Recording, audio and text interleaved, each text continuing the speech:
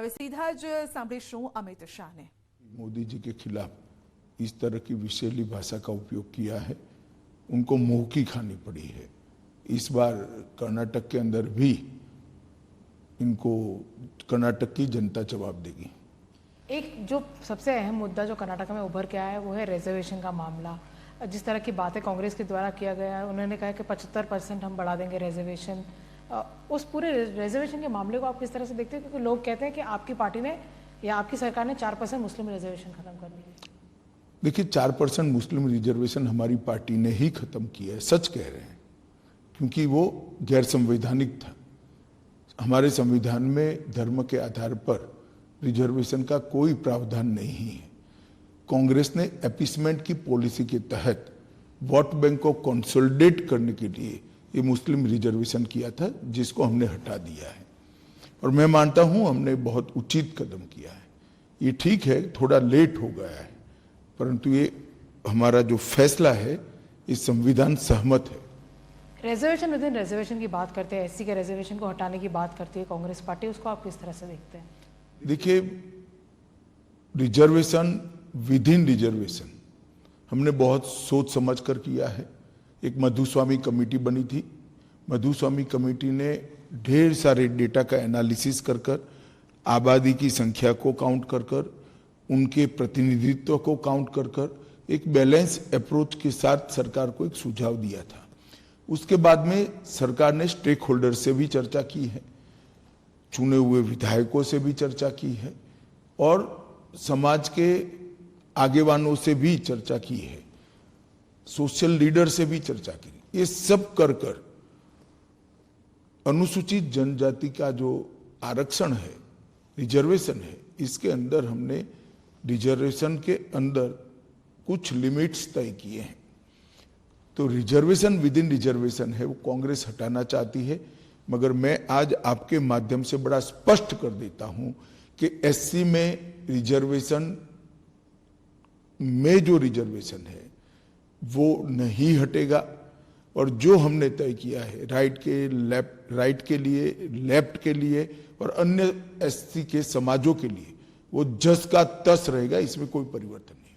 पर जो सीतारामैया है, जो फॉर्मर चीफ मिनिस्टर रह चुके हैं, अगर वो कहते हैं कि 75% तक रिजर्वेशन हमारी पार्टी बढ़ाएगी, तमिलनाडु में भी हमने देखा कि मैक्सिमम 69% तक हो पाया। आपको भी मालूम है, उनको भी मालूम है, तमिलनाडु का रिजर्वेशन जो मैक्सिमम है वो सुप्रीम कोर्ट के जजमेंट आने के पहले का है और सुप्रीम कोर्ट के जजमेंट को उसको पर्याप्त बहस करने के बाद अपने जजमेंट के दायरे से बाहर रखा है।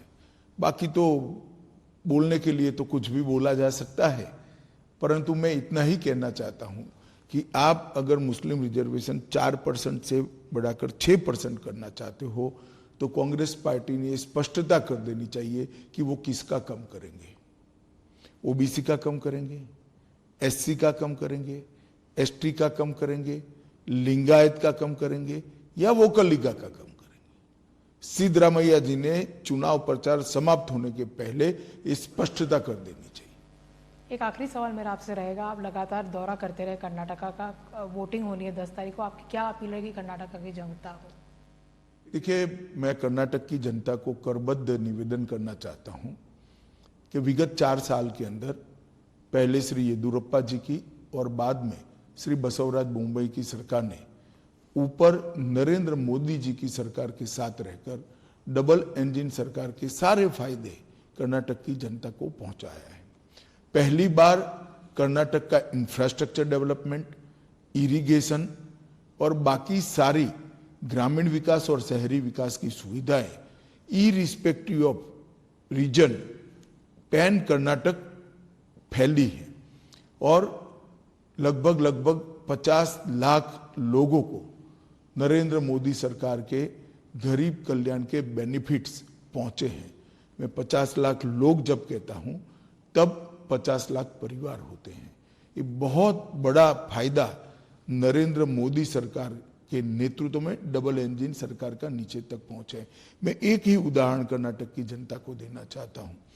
प्रधानमंत्री किसान समृद्धि योजना के तहत जब सिद्धरामैया जी की सरकार थी, नरेंद्र मोदी जी ने लिस्ट मांगा था कि कितने किसानों को प्रधानमंत्री किसान समृद्धि योजना का फायदा कर्नाटक में दे सकते हैं, इसका आप लिस्ट भेजिए। उन्होंने हमारा मजाक उड़ाते हुए सिर्फ 17 किसानों की लिस्ट भेजी थी।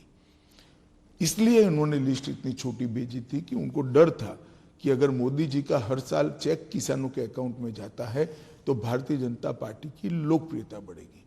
जब येदुरप्पा जी मुख्यमंत्री बने, फिर से लिस्ट मांगी गई।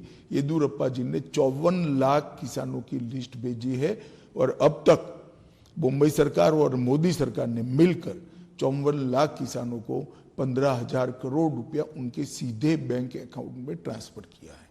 इसी प्रकार से सभी स्कीमों का फायदा डबल इंजन की सरकार होने से ही कर्नाटक की जनता तक पहुंच सकता है। ढेर सारे इरिगेशन के प्रोजेक्ट, ढेर सारे इंफ्रास्ट्रक्चर के प्रोजेक्ट्स हमने शुरू किए हैं, वो पाइपलाइन में है, इसको भी पूरा करना है। अतः मैं कर्नाटक के मतदाताओं को करबद्ध निवेदन करता चाहता हूं, मोदी जी के नेतृत्व पर भरोसा कीजिए। हमारी कर्नाटक की सरकार एक समृद्ध, सुरक्षित और सभी प्रकार से संपन्न कर्नाटक की रचना करेगी। यही मेरा आपसे अपील है।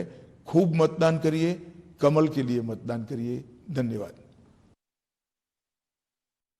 પીએમ મોદીની લોકપ્રિયતા મતમાં બદલાશે તેવું અમિત શાહે કર્યું છે। કર્ણાટકની જનતા કોંગ્રેસને જવાબ આપશે। અમિત શાહનું ઇન્ટરવ્યુ હતું તેમાં તેઓએ કહ્યું કે કોંગ્રેસે પીએમ માટે અપશબ્દો કહ્યા છે। કર્ણાટક ચૂંટણી પર અમિત શાહ બોલ્યા હતા।